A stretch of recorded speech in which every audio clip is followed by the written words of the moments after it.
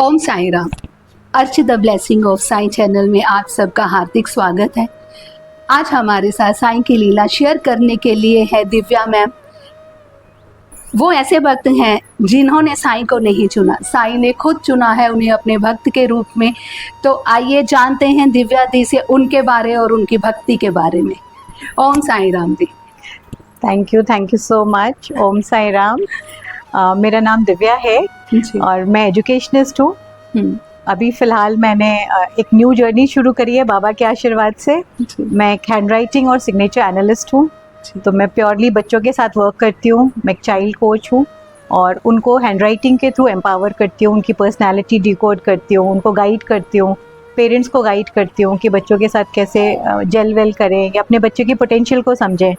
Elderlies के साथ मेरा एक प्रोग्राम है ग्राफोथेरेपी का, जिसका मेरा अपना क्लब है जिसको उत्सव के नाम से है वो, और उसमें सारे ओल्डीज को मैं सपोर्ट करती हूँ ग्राफोथेरेपी के थ्रू, जहाँ लिख के ही हम उनके मेंटल हेल्थ को ठीक कर सकते हैं। और उनके जितने भी डिजीज़ हैं या कोई लॉन्ग टर्म मेडिसिन वो लेते हैं तो उसमें भी उनको बहुत हेल्प मिलती है, उनके डोज रिड्यूस हो जाते हैं और लिखने से उनको बहुत अच्छा लगता है। तो इसके बारे में थोड़ा डिटेल में बताएंगे आप? ग्राफोथेरेपी बेसिकली क्या है, पुराने ज़माने में भी हम सब लिखते थे जी, और हम खुश रहते थे। कभी नोटिस किया आपने कि हम हमेशा चेयरफुल रहते थे? अभी क्या, जितना लिखना कम हो गया उतनी एंजाइटी बढ़ गई है। हाँ, है ना? बिल्कुल। और जर्नलिंग करके भी आजकल एक न्यू फैंसी वर्ल्ड है, मतलब एक क्रिएट हो गया है जहाँ पे लोग कहते हैं जर्नलिंग करिए। उसमें क्या होता है, उसमें बेसिकली हम लिख रहे होते हैं। अभी हम प्योरली एफर्मेशंस लिखते हैं, और आप छोटे रहोगे तो याद होगा कि हम डायरीज लिखते थे या हमारी रफ बुक होती थी जिसपे हम लिखा करते थे ना, तो अपनी दिल की सारी बातें वहाँ लिखते थे। तो वो भी हमें एक हीलिंग की तरह हेल्प करती है, जब हम अपने इमोशंस को इमोट कर पाते हैं ना, लिख पाते हैं, जब कोई ना हो साथ अपने जज्बात को शेयर करने के लिए। तो वो डायरी है बड़ी खास, जो हमारे हर चीज़ों को अपने तक समेट के रखती है। और वो सीक्रेट डायरी हम सबकी थी। मेरी 5th क्लास में थी, मेरे हस्बैंड को भी अभी नहीं पता, ये अभी आपने बात की है तो हाँ, मैंने 5th क्लास से लिखना शुरू किया था। मेरी जितनी भी डायरीज थी, मेरी फैमिली में कोई भी नहीं छेड़ता था, एक प्राइवेसी रहती थी। और उसमें इतनी बातें जब उसके बाद में पढ़ना शुरू किया, उसे देखा यार कितना कुछ होता है हमारे दिल में, हमें नहीं पता होता। जब हम लिखने बैठते हैं तो बहुत सी डीप चीज़ें लिखते हैं जो एक्चुअल में हमें नहीं पता, जब हम लिखने बैठते हैं तब वो हमारे दिल की चीज़ें निकल के बाहर आती हैं। और जो मैं डायरी लिखती थी, क्योंकि मैं हॉस्टल में थी थ्रू आउट, तो मैंने अपने पेरेंट्स को बहुत मिस किया बचपन में। तो मेरे साथ वही मैंने आपको बोला ना, एक अदृश्य शक्ति हमेशा साथ थी, जिसको आज हम एंजल कहते हैं। वो मुझे ऐसा लगता है कि बाबा थे। तो मैं डायरी में हमेशा उनको ही लिखती थी कि जो भी मेरे इश्यूज थे या जो मेरी प्रॉब्लम थी, मैं बाबा को ही समर्पित करके लिखती थी। और मैंने हमेशा वो लाइट अपने लाइफ में पाया कि कोई ना कोई गाइडिंग फोर्स मेरे साथ हमेशा रही, और जिसने मुझे एक राह हमेशा दिखाई कि कोई भी इशू है, कोई भी प्रॉब्लम है, ऐसी लाइफ कभी एक जैसी नहीं होती। लेकिन बाबा ने मुझे हमेशा मेरा हाथ पकड़ा और मेरे साथ चले। हाँ। वो दिखते तो नहीं थे लेकिन हम सफ़र हमेशा थे, मतलब है भी। तो फील करते हैं हम उन्हें। हाँ, बाबा के साथ तो मेरा अलग कनेक्ट है, मुझे ऐसा लगता है। बट मैं अपने आप को भक्त नहीं बोलती, क्योंकि मैं उतने रिचुअल्स में नहीं हूँ। मैं बहुत पूजा पाठ या रेगुलर मंदिर नहीं जा पाती, या मुझे ऐसा लगता है भगवान मेरे अंदर है। तो बाबा को मैं दूसरों में देखती हूँ और मुझे हर बंदा साईं भक्ति लगता है। और बाबा का साईं सच्चरित जो है पाठ अपने आप में बाबा है, अपने आप। यदि आप उसको फॉलो करते हो ना अपने लाइफ में, तो मुझे लगता नहीं है कि आपको कोई रिचुअल करने की जरूरत है। बिल्कुल सही, ये तो जिस तरह आपने ये बताया कि हैंडराइटिंग वाला, हाँ, सिमिलर टू मंडला स्केच। हाँ, मंडला में क्या होता है कि आपको, जैसे आप उससे बिल्कुल फोकस्ड हो जाते हो, और हैंड राइटिंग में डिफरेंट स्ट्रोक्स होते हैं, है ना। तो कर्व्स एंड स्ट्रोक से जब आप लिखते हैं तो बेसिकली आपके जो इंडेक्स फिंगर है ना, इसका कनेक्शन ब्रेन से बहुत एक डिफरेंट तरीके से है। तो इसकी छोटे से शिफ्ट से भी आपकी लाइफ बहुत चेंज हो सकती है। तो हम लेटर्स को देखते हैं, हम पैटर्न्स को करवाते हैं, उसमें भी हम पैटर्न ही करते हैं ग्राफोथेरेपी में, बट वो एक साइंटिफिकली डिजाइन पैटर्न है। अब मंडला क्या है, मंडला में हर चीज़ है, तो वो एक जनरलाइज्ड है। बट पैटर्न में हम आपकी डिजीज़ के हिसाब से, आपको क्या प्रॉब्लम है, आपकी किस तरह के इश्यूज हैं, उसको डायग्नोज करके करते हैं। और राइटिंग से हम हेल्थ भी देखते हैं। तो बहुत सारी डिजीज़, जैसे आपको लिवर का इशू है, बीपी का इशू है, डायबिटिक है, तो वो सब चीज़ें राइटिंग से पता चल जाती हैं। ओह अच्छा, ये एक न्यू, अभी इंडिया के लिए नया है, बट बाहर तो बहुत सालों से है। मुझे तो नहीं पता था। हाँ, अभी क्योंकि मैं अभी इसके आपने अवेयरनेस बताया। प्रोग्राम बहुत करती हूँ। हाँ मैं रोटरी के साथ करती हूँ, लेडीज़ क्लब में करती हूँ, स्कूल्स कॉलेजेस में करती हूँ। मेरा अभी एक रीसेंट प्रोग्राम है, जी, अभी गुड़गांव में ही है, अच्छा। So with businessman. तो हाँ। ये अभी हम अवेयरनेस प्रोग्राम बहुत लार्ज स्केल पे कर रहे हैं। जी, और मैं बेसिकली बच्चों के साथ जुड़ी थी। मैंने आपको बताया कि मैं एजुकेशनिस्ट हूँ, जी। तो बच्चों के लिए तो बहुत ही इम्पोर्टेंट है। तो मेरे ख्याल से इसकी नीड्स सभी को है, तो एक स्पेशल पॉडकास्ट हम जरूर हमारे रखेंगे। कम्युनिटी में डॉक्टर्स भी हैं, हाँ, और वो ग्राफोथेरेपी सजेस्ट कर रहे हैं लोगों को। अच्छा, मैं इमरान बेग जी के कम्युनिटी से हूँ, जी। और वहाँ पे बहुत सारे डॉक्टर्स हैं जिन्होंने मेरे साथ ही कोर्स किया है, और वो भी इसकी प्रैक्टिस करते हैं अपने क्लाइंट्स के साथ, और उनको जो अमेजिंग रिजल्ट्स मिल रहे हैं। हाँ। सी, वहाँ से तो हमें और पावर मिली ना, बिकॉज बिल्कुल। जब डॉक्टर्स यूज कर रहे हैं हाँ तो जी। Scientifically it is actually proven and helping others, और ये एक पेनलेस तरीका है। हाँ, ये और तो हर दिन आपको सिर्फ लिखना है, लिखना एक पेज है। लिखना है, और फिर दिन की शुरुआत करनी है उसके साथ। Very nice, very nice. ये एक चीज, बहुत अच्छी चीज हमें जानने को मिली। बाबा ने ही दिया। बिल्कुल। एक टाइम ऐसा आ गया था लाइफ में जब मुझे लगा कि अब शायद मुझे और जॉब नहीं करनी, तो मैं क्या करूं जिससे मैं लोगों की सेवा कर सकूं। और फील्ड मेरा एजुकेशन का ही था, और बच्चों से बहुत लगाव था, तो उस टाइम पे ये ही मेरी लाइफ में आया।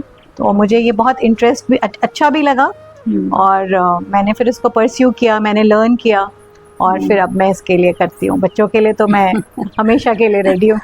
जैसे आपने बोला कि साईं ने हमें चुना है, जी, क्योंकि बचपन से ही बाबा कनेक्टेड थे, हमेशा हमारे साथ थे, बट हमें पता नहीं था कि उनका नाम क्या है, वो कौन है। और पापा ट्रांसफरेबल जॉब में थे, तो एक बाबा की तस्वीर थी हमारे यहाँ जिस पे लिखा हुआ था सबका मालिक एक, तो वो मैंने हमेशा देखा पापा के घर में, और वो एंट्रेंस पे ही रहती थी। तो बस बचपन से हम कनेक्टेड ही थे, बट ये नहीं पता था कि ये कौन है, ये कहाँ पे हैं, क्योंकि हम काशी को बिलोंग करते हैं, और काशी शिव जी की नगरी है। जी। तो बचपन से ही हमने बाबा की ही पूजा करी, शिव बाबा की। और फिर हम एंजल की बात करते हैं ना, हाँ जी। ऐसे ही बाबा मेरे साथ तो हमेशा थे, मुझे ये फीलिंग थी, लेकिन मुझे नाम नहीं पता था, स्वरूप नहीं पता था, और बाबा मुझे इंसान की तरह नहीं, ज्ञान की तरह मिले थे। तो बचपन से ही एक पुल था।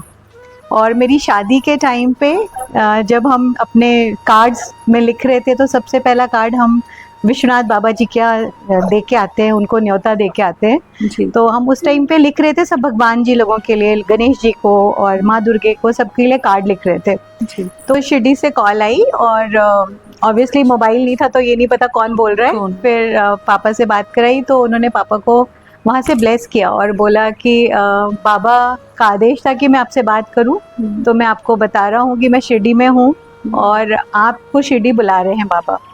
तो शादी के बाद पापा ने प्लान कर लिया कि हम शिरडी ज़रूर जाएंगे, क्योंकि इतने अच्छे मौके पे बाबा की बात हुई उनसे। तो उसके बाद मेरी शादी के बाद जैसे मैंने आपको बताया, वो तस्वीर कहाँ चली गई हमें भी नहीं पता। मतलब मेरी शादी हो गई, मैं चली गई, और उसके बाद मैं जब भी कभी पापा के पास गई या उनके घरों में गई, तो वहाँ पे मुझे वो तस्वीर कभी नहीं दिखी। और बाबा से हम कनेक्ट हो चुके थे, क्योंकि तो हमारा पूछा नहीं कभी कि वो तस्वीर, या कभी ढूंढने का ट्राई नहीं किया? नहीं, फिर वो एक्चुअली में वो कभी ऐसा था नहीं ना कि लोग कनेक्टेड हों उनसे और उनको ढूंढे। हाँ। वो बस फिर हम शिरडी जाने लग गए। अच्छा। तो शिरडी का फिर रेगुलर हमारा मंथली मतलब ईयरली हो गया था, और वो शिरडी जाने लगे। और मैं तब बाबा के लिए ना सर्च शुरू हुई, क्योंकि जब वो हमारा तस्वीर नहीं मिली हमें, तो हमें लगा कि कुछ तो बात थी कि बाबा से कनेक्टेड हैं हम, और कनेक्शन था हमारा। तो हमें पता चला कि छतरपुर में भी बाबा का एक मंदिर है, और वहाँ सतपति जी आते हैं। हाँ जी। सतपति जी पापा जी के साथ ही पोस्टेड थे गोरखपुर में। ओह। तो उनको मिलने के लिए हम लोग वहाँ पे गए, और वहाँ से फिर बाबा की जर्नी शुरू हुई हमारी लाइफ में। और लकीली अब तो सुशांत लोक में इतना बढ़िया मंदिर है कि बाबा साक्षात शिरडी वाले बाबा ही आ गए हैं। बिल्कुल। तो मैं इसलिए ब्लेस्ड हूँ कि बाबा शुरू से मेरे साथ थे। और फिर उसके बाद मुझे साईं सच्चरित किताब मिल गई बाबा की, वो पढ़ना शुरू किया, अध्याय एक एक करके। और अभी मैं 2019 से एक महा ग्लोबल परायण करके ग्रुप है जो पूजा जी चलाते हैं, उसमें मैं टीचर हूँ। मेरी एक क्लास है, उसमें 48 डिवोटीज होते हैं, तो हर थर्सडे हम पढ़ते हैं 108 बार उस साईं सच्चरित्र को पढ़ते हैं। और मैं बहुत सौभाग्यशाली हूँ कि अपने साथ साथ मैंने 48 और लोगों को भी जोड़ा हुआ है, और बाबा की लीलाएं हर घर में हो रही हैं और सबको ब्लेसिंग्स मिल रही हैं। तो बाबा ने वही मैंने आपको बोला ना, इंसान के रूप में तो नहीं लेकिन ज्ञान के रूप में मुझे मिले। और मेरी पूरी कोशिश है कि मैं बाबा की जो भी चीज़ें पढ़ती हूँ, मतलब साईं सच्चरित्र को तो मैंने अपने जीवन में बहुत उतारने की कोशिश करी, और मुझे बहुत खुशी है कि मैं बाबा की भक्त तो नहीं हूँ, बट मैं बाबा को बहुत प्यार करती हूँ। अभी जैसे आप कहते हो आप साईं डिवोटी नहीं हो, पर आप साईं से बहुत प्यार करते हो। हाँ। जैसे जब आप शिरडी जाते हो तो आपको कैसा फील होता है? मतलब मैं पर्सनली जब भी शिरडी जाती हूँ, जब भी साईं बुलाते हैं, हम जाते हैं, तो मुझे कभी भी ये नहीं लगा कि जैसे लोग कहते हैं बहुत चेंज है, बहुत चेंज है। मुझे हमेशा यही फील होता है कि मैं वही पुरानी वाली शिरडी में हूँ, और मैं इतनी बड़ी नहीं हूँ, मैं एक बच्चे की तरह हूँ, और मैं पूरी चीज़ों को जो वहाँ पे टच करके आपको एक वाइब्रेशन फील होती है ना, मुझे नहीं लगता कि वो फील आपको और कहीं कभी भी मिला होगा। तो आप जब शिरडी जाते हो तो आपका क्या मतलब एक फील होता है वहाँ पे? मैं जब भी शिरडी जाती हूँ तो मैं हर बार डांट खाती हूँ क्योंकि मुझे वो हर चीज़ करनी है जो वहाँ पे होती है। तो वो चाहे कोई पूजा हो या कुछ भी, मतलब आरती, सारी आरती लेनी है, लाइन में खड़े होना है, जल प्रसाद लेना है, उनका मक्खन खाना है, तो मैं कुछ भी मिस नहीं करती हूँ। और मेरे साथ मेरे मॉम डैड जाते हैं, वो थोड़े ओल्ड हो गए हैं और उनको डर यही लगता है कि ये सुबह निकल जाएगी तो फिर मतलब जैसे अब शिरडी वैसी पुरानी नहीं रही ना, बहुत चेंज हो गई है। लेकिन उनको भरोसा रहता है क्योंकि वो कार तो हमें होटल वाला ही लेके जाता है। और मेरा हमेशा ये है कि मैं सारी चीज़ें करती हूँ।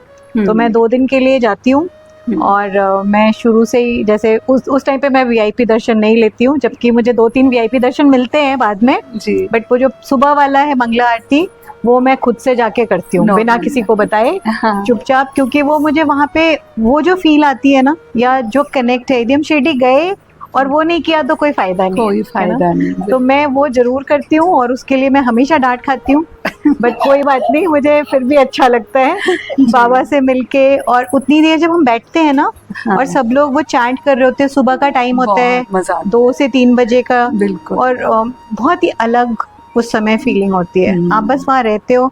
एक बार तो क्या हुआ था कि मैं गई, थोड़ी लेट हो गई थी, और मैं लाइन में ही बैठी हुई थी, और वहाँ पे जैसे ही अंदर तक जाने जाते ना, जो लास्ट बंदा था उसने बंद कर दिया था, मतलब बंद कर ही रहा था, और मेरा सर ऐसे था कि मैं अंदर जाऊं बाबा के उधर, या मैं इधर वेटिंग में ही रह जाऊं। वो एक टाइम के बाद बंद कर देते हैं, तो मैं लास्ट ही थी और मैं उसको देख रही थी, वो मुझे देख रहा था, और मैंने कहा मैं मतलब अपने मन में कि बाबा इतनी दूर आने के बाद अब छोड़ना मत, अपने पास बुला लेना।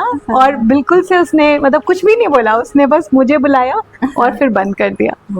तो मुझे बहुत अच्छा लगा कि बाबा आपको देखते हैं, बिल्कुल बाबा भी बुलाते हैं कि कोई बात नहीं, उस बच्चे को आने दो। और शायद उससे पहले बंद हो जाता, लेकिन मुझे ऐसा लगा कि मैं बिल्कुल बॉर्डर लाइन पे थी, या तो मैं अंदर या मैं बाहर। और मतलब इतनी सुबह से जगने के बाद फिर ऐसा लगता है ना कि आप बाबा के साथ रहो तो बेटर है। वो साईं ने रहने ही नहीं देना था। हाँ, तो बाबा ने बहुत प्यार से बुला लिया। और ऐसे ही जब हम चढ़ावा चढ़ाते हैं तो वहाँ पे जनरली इतना ध्यान नहीं देते ना कौन किसको दे रहा है नहीं दे रहा है, बट बाबा की ग्रेस हमेशा ऐसी रही है कि जो भी हमने चढ़ाया वो बाबा के या तो चरणों में होता है, या उनके जहाँ पे वो ऊपर में रखते हैं वहाँ पे चढ़ाते हैं। तो वो भी एक प्यार दिखता है कि हाँ बाबा प्यार करते हैं। बिल्कुल। आके इसी बात पे मुझे भी एक बात याद आ गई। जब अर्चित को हम फर्स्ट टाइम लेके गए थे, रामनवमी पे लेके गए थे इसे, तो मैं भी इतना मतलब आप इतने ऐसे एक्साइटेड होते हो ना, आपको समझ ही नहीं आता है। मैं मिठाई का डिब्बा वगैरह कुछ भी ओपन नहीं किया था, मैंने उस पर स्टिकर भी लगाई हुआ था, और मैंने ऐसे पंडित जी को पकड़ा दिया। इवन इतना रश होता है रामनवमी पे, पर उन्होंने फिर भी आराम से उस डिब्बे को खोला, मिठाई निकाली, समाध पे रखी, बाबा से टच करवाई चरणों से। तो वो वाकई में वो बाबा जो है ना, मुझे लगता है भाव के हैं। बिल्कुल जो आपके मन का भाव है, क्योंकि आप मन में इतनी चीजें लेके चलते हो। शिरडी में जाके कुछ लोग ऐसे होते हैं कि शिरडी में जाके मैं ये कहूंगा ये बोलूंगा, पर वहां जाके आपको कुछ याद नहीं रहता सब है। भूल जाते हैं। कुछ याद नहीं रहता वहां पे, बस ये होता है कि हाँ, जैसे अब मैं मिठाई लेके गई था तो यही कि बाबा को मुझे खिलानी है, पर मैं वो बॉक्स खोलना ही भूल गई। पर वो बाबा को पता था मेरी बच्ची लेके आ रही है तो भाई खोलो इसे, तो हाँ, मुझे मैंने खाना कई है। बार देखा है वहाँ पे ना कि हाँ। ऐसे करते हैं वो। जनरली रश तो बहुत होता है हाँ, हमेशा ही, लेकिन किसी किसी के लिए वो स्पेशल कुछ करते हैं। Special, हाँ, नहीं अभी सच में। आपका कोई ऐसा एक्सपीरियंस जिससे लगता है कि आपकी पूरी लाइफ चेंज हो गई, आपकी थॉट चेंज हो गई, ऐसा कोई बाबा का आपकी लाइफ में एक्सपीरियंस? बाबा के साथ जैसे मैंने आपको बोला ना कि बाबा हमेशा हमारे साथ थे, तो एक्सपीरियंसेस ही हो रहे थे, हाँ मिरेकल्स ही हुए हैं मेरी लाइफ में तो। जी। और अब उनको आप छोटा भी कह सकते हो, बहुत बड़ा भी कह सकते हो। नहीं, मैं हर एक्सपीरियंस को स्पेशल मानती हाँ, हूँ। तो मुझे वही लगता है कि हम मैंने समझा अब, हाँ, ग्रैटिट्यूड मैं अब फील करती हूँ कि बाबा ने उस टाइम पे मेरे लिए ये किया था, बाबा ने उस टाइम पे मेरे लिए ऐसा किया, या बाबा थे तो ये हो गया। हाँ, तो इस तरह की बहुत सी चीज़ें हैं। उनमें से मैं 2 इंसिडेंट जरूर शेयर करना चाहूँगी जी, कि मेरी डॉटर जब वो छोटी थी नर्सरी एडमिशन के टाइम पे, जी, तो वो बहुत एडमेंट हो गई थी कि मुझे अपने ब्रदर के स्कूल में ही पढ़ना है। और ब्रदर के टाइम पे तो कोई मुश्किल नहीं हुई, बट उसके टाइम पे वो एडमिशन हो ही नहीं रहा था। मैं वहाँ टीचर भी थी, बट स्टिल वो एडमिशन के टाइम पे बहुत इश्यूज आ रहे थे। और नर्सरी में इतने कोई क्राइटेरिया तो होता नहीं है, हाँ जी। बट फिर भी उसका फर्स्ट लिस्ट में नाम नहीं आया, सेकंड लिस्ट में नाम नहीं आया। और वो स्कूल भी ऐसा था कि जिसके लिए बहुत मुश्किल होती थी एडमिशन्स के लिए। जी, मैंने सारे पैतरे ट्राई किए, मतलब बड़े से बड़े लोगों को भी पूछा, बात करी, सबने बोला हो जाएगा, कोई दिक्कत वाली बात नहीं है। बट जब लिस्ट में नाम नहीं, तो फिर आप कैसे उसको बोलोगे कि हो गया। मैं जब घर आती थी तो मेरी डॉटर हर समय रोती थी, क्योंकि उसको था कि मुझे इसी स्कूल में जाना है, वरना मुझे नहीं पढ़ना है। अब एक छोटे बच्चे को हम खुश कैसे कर सकते हैं। बिल्कुल। और मुझे भी लगता था कि ऐसा कोई रीज़न तो नहीं है कि एडमिशन नहीं होगा, बट नाम क्यों नहीं आ रहा, और हम किसी से क्या पूछें कि क्यों हो रहा है, क्यों नहीं हो रहा है। फिर मैंने सबसे जब बात करी, अपने अप्रोच लगाई, सब किया, बट फिर भी कुछ नहीं हुआ। हाँ, तो फाइनली जैसे बाबा ही एक सहारा होते, तो बाबा की बहुत बड़ी सी तस्वीर मेरे यहाँ है, जो शिरडी से ही आई हुई है, वो भी मुझे गिफ्ट में मिली थी। तो मैं बाबा के पास बैठी, मैंने कहा बाबा आपके रहते हमें इतना मतलब सोचना भी पड़ रहा है कि हमारा काम नहीं होगा, या मैं वहाँ खुद टीचर हूँ, मेरा बेटा वहाँ पे है, कोई रीज़न नहीं है सिबलिंग को ना लेने का, बट अभी तक नाम क्यों नहीं आ रहा, और मुझे क्या करना चाहिए, और मैं अपनी डॉटर को क्या जवाब दूंगी, मैं उसको क्या बताऊंगी कि क्यों एडमिशन नहीं हुआ या क्या प्रॉब्लम है। और वो ब्राइट भी है, ऐसा नहीं था कि उसको कोई दिक्कत थी, बट एडमिशन नहीं हो रहा था तो नहीं हो रहा था, सिंपल सी चीज़ है। फिर मैंने बाबा से उस दिन मतलब लिटरली बैठ के मैं पूरी रात बैठी रह गई, क्योंकि मुझे सुबह समझ ही नहीं आ रहा था कि अब नहीं होगा तो मैं क्या करूँगी, मैं अपनी डॉटर को क्या बोलूँगी। फिर मैंने बाबा को पूछा, मैंने कहा बाबा आप ही रास्ता दिखाओ, जो भी है कुछ मुझे बताओ, मुझे नहीं समझ आ रहा। आपको बिलीव नहीं होगा, 3rd लिस्ट आई और उसमें भी नाम नहीं था। तो मुझे लगा कि क्या बाबा सुन नहीं रहे, या बाबा कुछ करते नहीं। मतलब पहली बार मुझे क्वेश्चन और डाउट हुआ, क्योंकि मैंने आपको बताया कि बाबा के साथ हम कभी कुछ मांगते नहीं थे, या हमने कभी उनसे ऐसे कुछ मांगा नहीं कि ये कर दो वो कर दो। वो फर्स्ट टाइम था जब मैंने बाबा से भी अर्जी लगाई थी और मुझे कुछ आंसर नहीं मिल रहा था। फिर लकीली मेरा शिरडी का प्रोग्राम बन गया। मुझे लगा कि ठीक है, लाइफ में ऐसे कई बार ही नहीं होती चीज़ें, उसको किसी और स्कूल में पढ़ना होगा। तो हमने उसको इतना मतलब थोड़ा सा काउंसलिंग करनी शुरू करी उसकी, कि कोई बात नहीं, जहाँ आप पढ़ोगे वहाँ भैया को भी पढ़ाएंगे, ऐसे करके। तो हमने कुछ ऐसा सोचा उस टाइम पे, और हम शिरडी चले गए। जब मैं शिरडी गई और बाबा को मिल के आई, और फिर बाबा को वहाँ भी पूछा मैंने कहा बाबा इतनी बड़ी चीज़ तो नहीं है कि आप नहीं कर सकते, लेकिन क्यों नहीं कर रहे हो मुझे नहीं पता। फिर हम शिरडी से वापस आए, मैं और जब स्कूल गई तो उस दिन सब कुछ नॉर्मल ही था, और मुझे ये लगा कि मतलब मैं हैप्पी तो नहीं थी ऑब्वियसली कि मेरा बच्चा यहाँ पे नहीं आएगा करके, तो मुझे कंटिन्यू करना चाहिए नहीं करना चाहिए, या नेक्स्ट स्टेप क्या लेना चाहिए, मैं ऐसे सोच रही थी। तो मैं जब गई तो मेरी जो रेप थे वहाँ पे, वो बहुत ब्यूटीफुल सोल है, बहुत प्यारे हैं। तो उन्होंने मुझे बोला कि दिव्या तुम एक बार मैम से बात क्यों नहीं करती, कि क्या पता वो मतलब कुछ तुम्हें बताएं कि क्या ऑप्शन हो सकता है या क्या तरीका हो सकता है। तो मैंने उनको बोला कि मैम जो चीज़ अपने से ना मिले ना वो मुझे मांग के लेने का शौक नहीं है, और कोई तो रीज़न होगा कि उसका नहीं हुआ। तो मैम ने बोला फिर भी चलो मेरे साथ चलो और तुम बात करके आओ, तुमको तसल्ली हो जाएगी कि क्यों नहीं हुआ करके। मैं और मैम दोनों साथ ही गए। तो ऑब्वियसली जो चीज़ आप नहीं कर सकते उसमें आप क्या बोलोगे, उसमें उन्होंने यही बोला कि हमारे हाथ में नहीं है, हमने बहुत कोशिश करी, वो सब आंसर उन्होंने मुझे दिए। फिर मैम ने भी बोला ठीक है जो नहीं है तो नहीं है, फिर हम नॉर्मल अपना लाइफ शुरू करते हैं। और वो भी छोटी थी, फिर हमने दूसरी जगह पे एडमिशन के लिए ट्राई करना शुरू किया। और 2 दिन के बाद ही मुझे कॉल आने लगी कि मैम बुला रहे हैं आपको, हेडमिस्ट्रेस मैम बुला रहे हैं। और तो मुझे लगा कि ठीक है कुछ होगा काम। तो मैं जैसे ही एंटर किया मैंने उनके कमरे में, आप बिलीव नहीं करोगे कि उससे पहले कभी वहाँ बाबा नहीं थे, कभी भी। वहाँ पे जैसे मैं एंटर करती हूँ मैंने हेडमिस्ट्रेस को भी नहीं देखा, मैंने बाबा को देखा। जब मैंने वहाँ बाबा को देखा तो मुझे एकदम से बाबा दिखने के बाद ना मेरे अंदर जैसे कुछ हो गया, कुछ इमोशनल शिफ्ट, और मुझे ऐसा लगा बाबा यहाँ आ गए। बट बाबा को देखने के बाद मैं अपने आप को कंट्रोल नहीं कर पाई और मेरे ना आंखों से आंसू गिरने लगे और कुछ मुझे समझ ही नहीं आ रहा था मेरे साथ हो क्या रहा है। और मैम एकदम से खड़े हो गए और वो मेरे पास आके उन्होंने मुझे हग किया और बोलते कि आओ मैं तुम्हें बहुत अच्छी सी चीज़ दिखाती हूँ। तो वो मुझे लेके गए और जब उन्होंने मेरी डॉटर का नाम मुझे दिखाया ना लिस्ट में, तो मुझे इतनी हैरानी हुई। और वो उन्होंने बड़े स्माइल से बोला कि तुम्हें बहुत बहुत तुम्हारा मन था ना, देखो भगवान भी सुनते हैं। और वो लिस्ट में, जब मैंने उससे पहले भी थर्ड लिस्ट देखी थी बट मुझे नाम नहीं दिखा, और जब इस दिन नाम दिखा तो मुझे लगा कि वाह बाबा सच में मिरेकल्स करते हैं। और एपिसोड जो था वो था 2012 का, जब मैं बहुत एक्साइटेड थी क्योंकि मैं फ़र्स्ट टाइम एक फॉरेन ट्रिप पे जा रही थी और वो भी एक एक्सचेंज प्रोग्राम के लिए जा रही थी। तो मेरे साथ 12 बच्चे थे, हम साथ में ही जा रहे थे। तो वहाँ पे लिए हम सारी एक्साइटमेंट और पैकिंग कर रहे थे, हमने क्या करना है कैसे करना है, वो लास्ट मिनट जो चीज़ें होती हैं डॉक्यूमेंटेशन और उनके फाइलिंग करना सब रखना, हम सब उस तरह से मतलब पूरे इंगेज थे, बिजी थे। और रात के 9 बजे मुझे कॉल आती कि आप कहाँ पे हो और क्या कर रहे हो। तो मैंने कहा मैं बस पैकिंग में ही लगी थी और वाइंड अप करी थी क्योंकि मुझे सुबह निकलना है। तो उन्होंने बोला कि अच्छा बट आपने देखा नहीं, न्यूज़ नहीं देखा। तो मैंने कहा न्यूज़ में क्या आ रहा है, मैं भी बिल्कुल नॉर्मल थी। तो उन्होंने बोला कि अरे मारुति में तो आग लगा दी मानेसर प्लांट में। तो मैंने कहा कि अच्छा ये कब हुआ, क्या हुआ। अब मेरा दिमाग एकदम परेशान, मुझे समझ ही नहीं आया कि मैं अब क्या करूं, मतलब मेरे हस्बैंड को कॉल करूं, कैसे पता चलेगा क्या हो रहा है।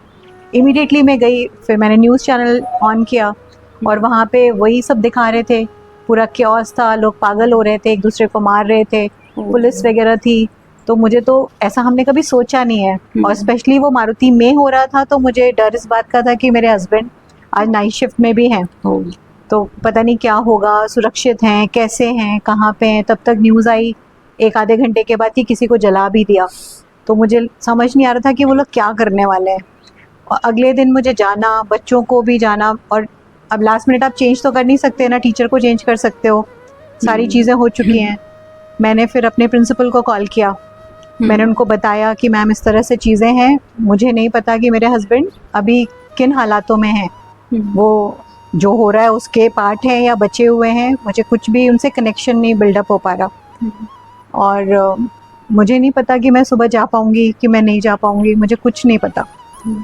फिर मैम ने बहुत हिम्मत दी, उन्होंने बोला कि आप घबराओ नहीं, सुबह का सुबह देखेंगे, अभी आप पहले अपने को कंट्रोल करो और लेट्स प्रे कि सब ठीक हो जाए, सब नॉर्मल हो जाए, और जैसे आपके हस्बैंड से बात होती है आप हमें बता दो। हाँ जी।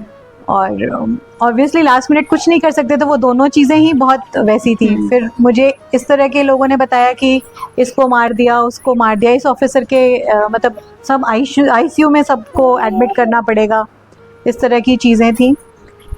रात के 2 बज रहे थे, मैं 2 बजे तक प्रेयर ही करती रही बाबा की, क्योंकि मुझे कुछ समझ नहीं आया उस टाइम पे मैं क्या कर रही हूँ, क्या हो रहा है मेरे साथ। और बस मुझे अपने हस्बैंड की एक आवाज़ सुननी थी। तो मैंने बाबा को यही बोला, बाबा आप हो तो मुझे तसल्ली है, बट जो दिख रहा है ना वो इतना डरावना है कि मैं बिल्कुल भी विश्वास नहीं कर सकती कि मेरे हस्बैंड कैसे हैं। मतलब वही था कि उस टाइम पे मुझे सिर्फ बाबा याद आ रहे थे और मुझे कुछ समझ नहीं आया। मैंने बाबा को ये बोला कि बाबा मुझे नहीं पता मुझे क्या करना चाहिए, बस मुझे एक आवाज़ अपने हस्बैंड की सुननी है या तो ये जानना है कि वो सुरक्षित है। ये दो चीज़ें मुझे बस जाननी है, क्योंकि न्यूज़ सुन के तो मुझे बिल्कुल भी भरोसा नहीं है कि अब वो ठीक होंगे।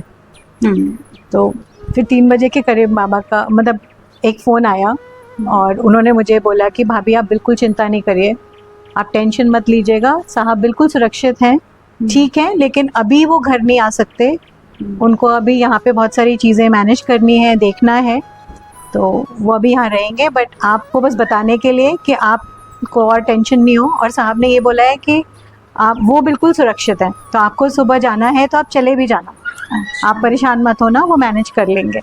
तो ऐसे बाबा ने उस ट्रिप को सेव किया, उन बच्चों को सेव किया, और बस बाबा साथ ही थे और सबको चोट लगी। थैंक गॉड कि बाबा ने इनको एक खरोच तक नहीं आने दी, बाबा ने इनको संभाला और मेरा ट्रिप भी अच्छा हुआ, सब कुछ बहुत बढ़िया हुआ। तो मैंने हमेशा बाबा को अपने साथ पाया है, चाहे कितनी बड़ी मुसीबत हो या कुछ भी हो। दिल की पुकार सुनते हैं। बिल्कुल सुनते हैं। मैंने आपको जैसे बताया कि बाबा का एक्सपीरियंस हर दिन होता है। हाँ। हर छोटे बड़ी चीज़ों में बाबा का एक्सपीरियंस है। और अब तो मैं एक्सपीरियंस से ज़्यादा ना लोगों को बस ये कहती हूँ कि जो बाबा कहते हैं उसको करना शुरू कर दो, तुम्हें हर दिन बाबा मिल जाएंगे किसी ना किसी रूप में। तो ये तो है। अब जैसे आज आप लोग आए हो, ये भी एक मिरेकल है मेरे लिए, ये भी एक एक्सपीरियंस है। हाँ बिल्कुल। मेरा आज तक कोई पॉडकास्ट नहीं किया ऐसा, और मेरा सबसे पहला पॉडकास्ट बाबा के नाम पे ही हो रहा है। बिल्कुल। इससे बड़ी ब्लेसिंग और क्या हो सकती है। बिल्कुल। हमने भी कभी नहीं सोचा था कि हम इस तरह से पॉडकास्ट स्टार्ट करेंगे। ये भी बाबा की ब्लेसिंग है, हुक्म है उनका कि वो उन्होंने हमें ये काम सौंपा, और आप जैसे बहुत ही प्यारे प्यारे भक्तों से वो हमें मिलवा रहे हैं। उन्होंने हमें बता दिया और वो रास्ता भी खुद ही बना रहे हैं। हाँ, खुद ले जाते हैं हमें। हम तो बस चल रहे हैं। कई डिवोटीज हैं जो हमारे आपको देख रहे हैं, उनके लिए कोई मैसेज? बाबा की 2 लाइनें बड़ी प्यारी हैं। हाँ जी, श्रद्धा और सबूरी। बिल्कुल। तो जिसने भी इसको आत्मसार कर लिया, मुझे लगता है उसने जीवन जीना सीख लिया, है ना। तो लाइफ में एक तो श्रद्धा, जी। जो भी करो श्रद्धा के साथ करो, फिर वो चाहे छोटा से छोटा काम हो या बड़े से बड़ी चीज़ है। और सबूरी, तो हर चीज़ का आनंद है, जीवन ही आनंद बन जाता है।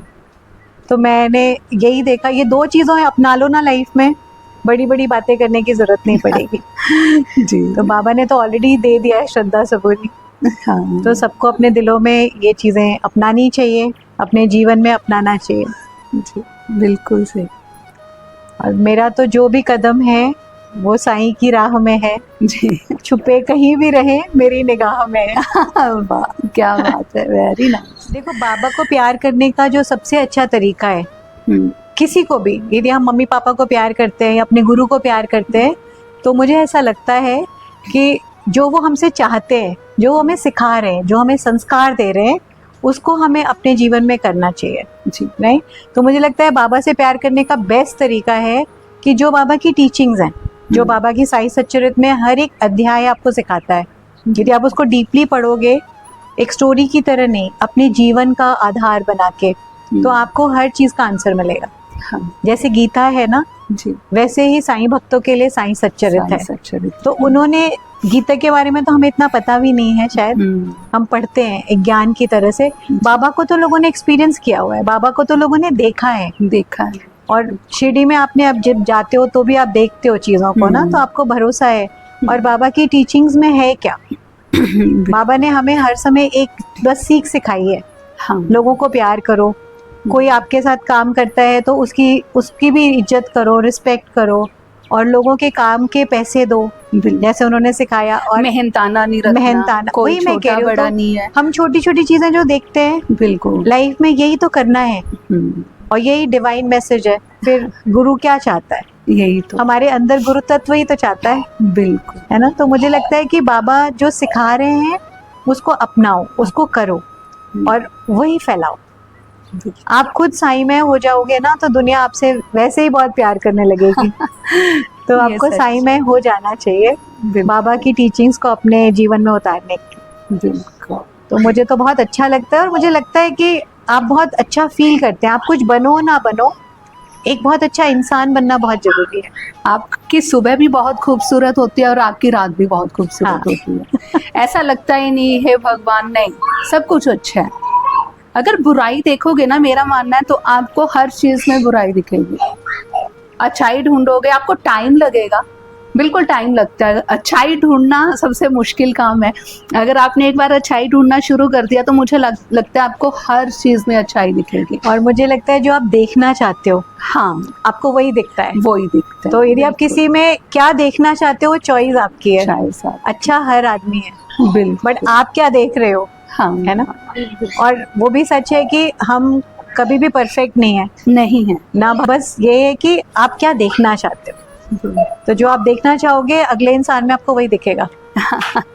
आप प्यार देखोगे तो प्यार दिखेगा, नफरत देखोगे नफरत दिखेगी। दिखेगी। बिल्कुल सही बात। आज बाबा को पूरी दुनिया क्या क्या नहीं चढ़ाती है, और देखो। एक टाइम पे बाबा एक तेल के लिए भी तरस गए, मतलब लोगों ने तरसा दिया। बाबा ने तो कुछ नहीं किया, वापस गए, और उनके पास जो भी था उन्होंने उसी से जला दिया। पर बाबा लक्ष्मी के दुख से ज्यादा दुखी थे, क्योंकि लक्ष्मी चाहती थी कि मेरी द्वारका माई जगमगानी चाहिए आज के दिन। मैं लक्ष्मी से बहुत कनेक्ट करती हूँ, बहुत ज़्यादा, क्योंकि वो बच्ची ऐसी थी जिसने बहुत सेवा की है। तभी तो साईं ने चाहते हुए 9 सिक्के लक्ष्मी को दिए, हाँ। है ना। वो दूसरा, अभी वही बात ना हम कह रहे हैं, दूसरे के दुख को फील करो, सुख को फील करो। तो साईं ने देखा कि मेरी लक्ष्मी को लोग ऐसे कर रहे हैं कि नहीं मिलेगा, तो भाई ये तेल क्या चीज़ है, उन्होंने पानी से दीपक जला दिए थे। हाँ। वो जब पानी से दीपक जला सकते हैं तो वो अपने बच्चों के लिए कुछ भी कर सकते हैं। बिल्कुल कर सकते हैं। और यहाँ पे श्रद्धा सबूरी मैं इसलिए कहूँगी, हमें श्रद्धा है कि बाबा कर देंगे, पर हमें सबूरी रखनी चाहिए कि हर चीज़ में टाइम लगता है। तो अभी आपने सुना दिव्या दी के एक्सपीरियंस, और बहुत सी अच्छी चीज़ें उन्होंने बताई। श्रद्धा और सबूरी का बताया। हम जो भी सीखते हैं, ऐसा चरित्र पढ़ते हैं, उसमें बाबा की बहुत टीचिंग्स हैं। आप उसे अपनी ज़िंदगी में उतारना शुरू करो, ये आप लोगों के लिए बहुत ज़रूरी है, और बहुत अच्छा आप लोगों को ही लगेगा। जैसे जैसा भाव रहा जिस जन का, वैसा रूप हुआ मेरे मन का। तो अगर आप अपने भाव सुधारेंगे तो आपका मन और साईं उसी मन के हिसाब से आपको दिखाई देंगे, है ना। एक श्रद्धा और सबूरी, श्रद्धा है तभी तो हम साईं के आगे एक विश रखते हैं कि बाबा ये हो जाए, ये हो जाए। उसके साथ साथ हमें सबूरी पे काम करना है, प्लीज़ सबूरी पे भी काम कीजिए। तो अब ये पॉडकास्ट हम यहीं पे समाप्त करते हैं। मिलते हैं जल्दी ही साईं की नई लीला के साथ, एक्सपीरियंस के साथ, और एक बहुत ही प्यारे पॉडकास्ट के साथ। तब तक के लिए ओम साईं राम।